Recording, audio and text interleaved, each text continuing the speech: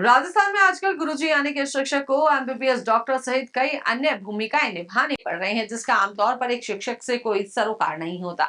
सरकारी विद्यालयों में शिक्षक को बच्चों की हार्ट की बीमारियां, सिर में जुएं तथा हाथों के नाखून सहित 67 तरीके की जांचें कर उन्हें मोबाइल में अपलोड करना है, जबकि शिक्षक का कार्य बच्चों को पढ़ाना होता है। आगामी 31 अगस्त तक शिक्षकों को शाला स्वास्थ्य परीक्षण के तहत स्कूल में पढ़ने वाले हर बच्चे की सूचना मोबाइल ऐप पर अपलोड करनी होगी, जिसमें स्कूल में पढ़ने वाले बच्चों के स्वास्थ्य से संबंधित 67 प्रश्न पूछे जा रहे हैं और इसमें शिक्षकों को बच्चों की सूचना भरकर उसे सबमिट करना पड़ रहा है। शिक्षा विभाग द्वारा स्कूलों में पढ़ने वाले बच्चों के स्वास्थ्य का डेटा संग्रहित करने के लिए शाला स्वास्थ्य परीक्षण अभियान चलाया जा रहा है।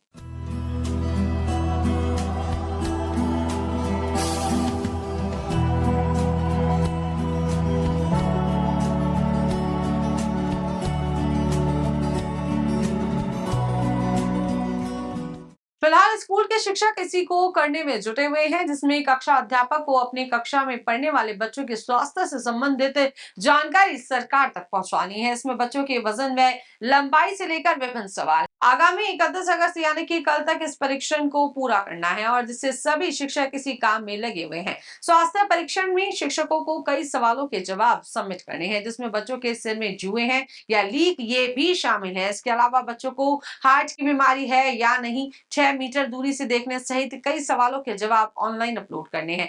आदेश में कक्षा 6 से 12वीं तक की बालिकाओं के स्वास्थ्य परीक्षण महिला शिक्षिका करेंगी, जबकि सरकार को शायद ये मालूम नहीं है कि सीमावर्ती जिले की दर्जनों स्कूलों में एक भी महिला शिक्षक नहीं है। ऐसे में छात्राओं की गोपनीय बीमारियों की जांच कौन करेगा, ये बड़ा सवाल है। शिक्षकों का मूल काम अध्यापन करवाना है, लेकिन अब शिक्षा विभाग द्वारा उन्हें इस सर्वे में जोड़ दिया गया है, जिसमें शिक्षक को यह भी बताना होगा कि बच्चों को हार्ट से संबंधित कोई शिकायत है या नहीं है, जबकि इस प्रकार की गंभीर बीमारियों का पता सिर्फ डॉक्टर की जांच से ही हो सकता है। इसके साथ ही बच्चा मंदबुद्धि है, त्वचा पर गांठ, खुजली, छेद है, मुंह या जीभ में छाले हैं। शिक्षक संघ के प्रदेश उपाध्यक्ष प्रकाश बिश्नोई का कहना है कि इस सर्वे के माध्यम से बेतुके व अजीब प्रश्न पूछे जा रहे हैं। किसी भी शिक्षक को बच्चे की हार्ट से संबंधित बीमारी का पता कैसे चल पाएगा। महिला शिक्षिकाओं की संख्या बेहद कम है, ऐसे में बालिकाओं से उनके मासिक धर्म के संबंध में प्रश्न शिक्षक कैसे पूछेंगे। इसके साथ ही इस प्रकार के सर्वे कर शिक्षकों को उनका मूल कार्य से भटकाया जा रहा है, जो बच्चों के साथ भी अन्याय है। इस शाला स्वास्थ्य में सभी बच्चों से प्रश्न पूछे जा रहे हैं और उनके स्वास्थ्य से संबंधी है, जिसमें बालिकाओं से कुछ उनके व्यक्तिगत स्वास्थ्य के प्रश्न भी हैं। ऐसे प्रश्न जिनमें हमें हमारे पुरुष अध्यापक नहीं पूछ सकते हैं, उन्हें बच्चियों को बताने में झिझक लगती है।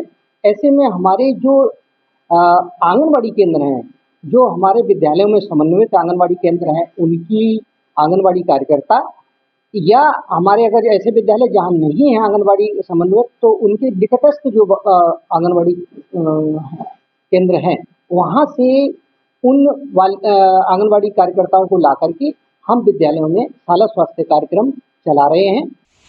शाला पर स्वास्थ्य परीक्षण के लिए शिक्षा विभाग ने एक 67 सवालों की एक सूची दी है, जिसमें ऐसे बेतुके सवाल शिक्षकों को अपने शिष्यों से करना है कि वे माहवारी कब आती है, उनका लेटरिन का रंग कैसा है, उनको हार्ट अटैक है कि नहीं है। इस तरह के बेतुके सवाल जब किया जाता है और दूसरी तरफ सरकार के विद्यालय में बैड टच और गुड टच के भी निर्देश दिए गए हैं। इस तरह से शिक्षक बहुत परेशानी में है कि ये सवाल उन बच्चों से, उन शिष्यों से कैसे पूछे जाए, जबकि यहाँ के जो अधिकतर विद्यालय है वहाँ कोई भी महिला शिक्षिका नहीं है। ऐसी स्थिति में बहुत शिक्षक है बहुत पेचीदी स्थिति में पहुंच रहे हैं और सरकार के इस तरह के बेतुके सवालों से सब ओर से परेशानी है। प्रकाश बिश्नोई, प्रदेश उपाध्यक्ष, राजस्थान पंचायती राज माध्यमिक शिक्षक संघ।